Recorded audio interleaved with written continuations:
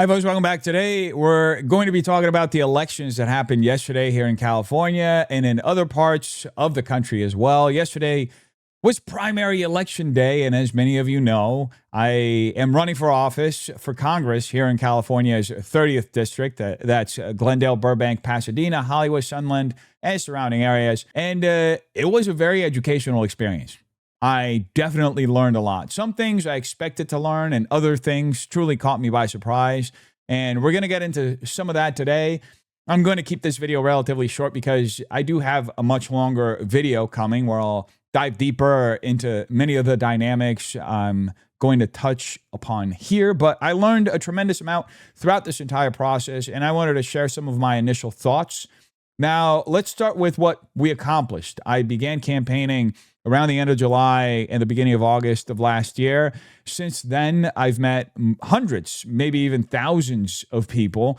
I've traveled all over the district and to different parts of California as well. I've met donors, activists, candidates, party leaders, and everyday voters. I got to hear people's experiences, their grievances, their hopes and dreams, and what motivates them. I learned a great deal about what affects different parts of this state, and I got an inside look at what politics in California is really like. And for a first-time candidate, we were able to raise a reasonable amount of money. I believe we ended up raising a little over $12,000 to $13,000, and I also invested some of my own money into the campaign.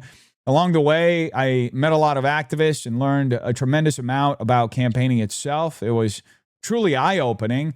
Putting it in terms of cold, hard numbers, our campaign sent out roughly 500,000 emails, over 330,000 texts, distributed approximately 24,000 flyers in the district in just the last month alone, and handed out around 10,000 business cards. We definitely got out there. We talked to people. We got the name out. And that's important because I was essentially a no-name candidate in this district. A large part of the game was building name recognition, and I learned that very quickly. To do that, we connected with churches, Republican organizations, community groups, and voters across the district. At the same time, while I was debating on college campuses, we were also building infrastructure. We helped build Turning Point chapters. We helped build college Republican chapters. We helped build Young Americans for Liberty chapters. We connected with students, activists, Democrats, Republicans, Libertarians, and Independents.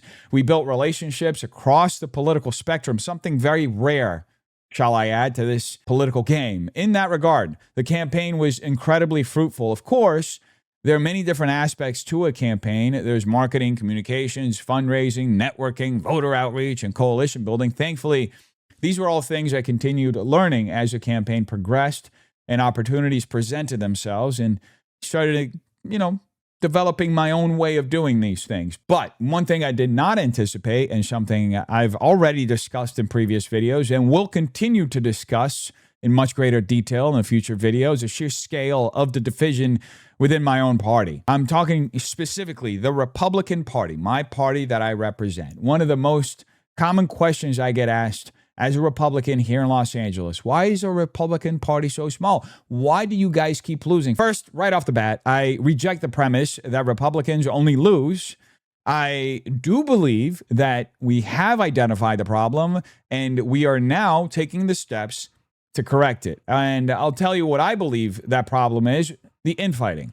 There is an enormous amount of infighting currently happening within the Republican Party. Some of this is fueled by foreign interests. Some of it is fueled by special interests. Some of it involves people who have infiltrated the party, blue dog Democrats, and are actively trying to shape outcomes for candidates. Others are activists who are simply misled and don't fully understand how public service or political organizing actually works.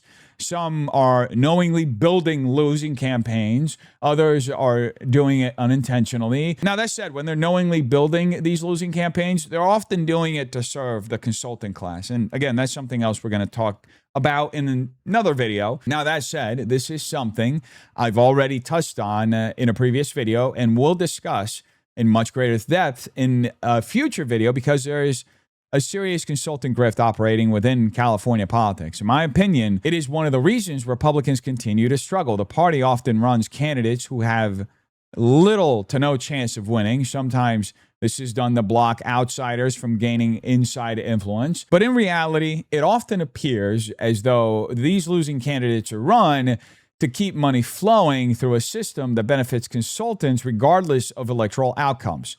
That is actually happening. And I'm not just making this claim. We're going to examine campaign finance filings. We're going to look at how the money moves.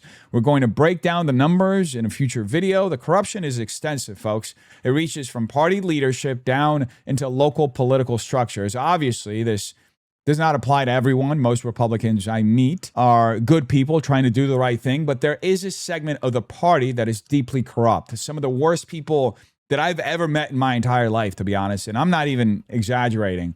People who have complete disregard for conservative values, for American values, or principles they claim to represent. These people do not believe for 1 inch what they claim to preach. Now, one example of this, in my view, is a candidate that the party ultimately backed against me. We're going to get into that story in greater detail in this coming video, as I said. The point is that this gets to the heart of why Republicans continue to struggle in California. The people making decisions about who gets elevated often do not share the values they claim to be defending. But here's the thing. This is a problem that can be solved. As I said yesterday to my team, we're just crossing the Delaware. Wars are not decided by a single battle. They're decided by long campaigns, persistence, organization, and the willingness to continue fighting after setbacks. That's why I find it ironic that some of the same people celebrating what they believe was the derailment of my campaign by them fail to understand something very important. I'm not going anywhere. When I started this race, it was just me. I was showing up to meetings by myself. Yesterday, I had nearly 24 people who are part of my campaign gathered together watching the results. And that's not even a fraction of the people who have joined our movement over the course of this entire campaign. Just today, I texted more than 100 people personally thanking them for their direct support. That's just within the party infrastructure of Los Angeles and California. We're building active infrastructure. We're building relationships. We're building a movement. And all of it is much bigger than the partisan games these people are obsessed with. See, when you put yesterday's outcome into context, I actually think that what we accomplished so far has been tremendous. I went up against the entire Republican establishment. They had more money.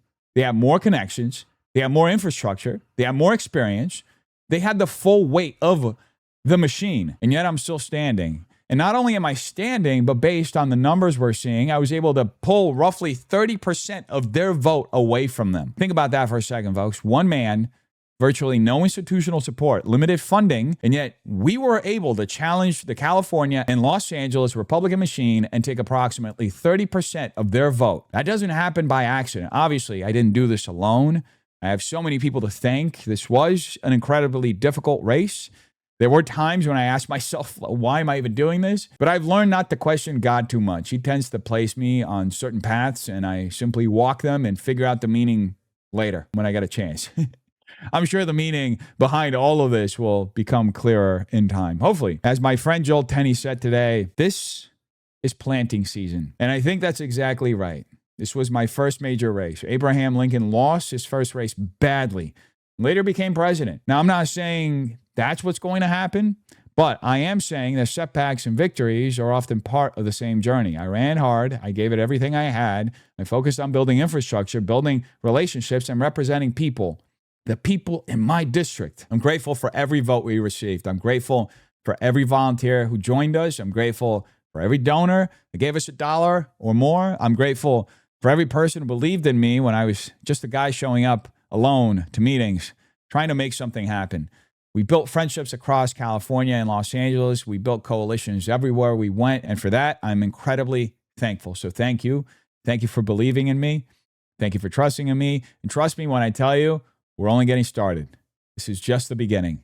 There is much more to come. I may take a few days off to visit family. Ironically, some family issues came up yesterday as well. So I may spend a little bit of time with my family. But before I leave, however, I do plan on publishing my in-depth analysis of this race because I think there are important lessons people need to hear. Just wanted to share some of my immediate thoughts with all of you. That said, I do pray for our state every day. I pray for you, the viewer. I pray for our volunteers. I pray for the people in our coalition. And yes, I pray for my enemies as well. In fact, one of them called us yesterday to gloat. I didn't say much during the conversation, but before hanging up, I did tell him, and I genuinely meant this, I pray for you every day that you find purpose and meaning in your life, because it is a sad existence to dedicate your life to opposing someone you supposedly consider an ally. But that's a topic for another video. Tomorrow, we're going to talk about the infiltration of the Republican Party, why it's happening, and why fixing it is essential if we want to turn California red. Anyway, folks, let me know what you think in the comments down below. I hope you have a terrific day.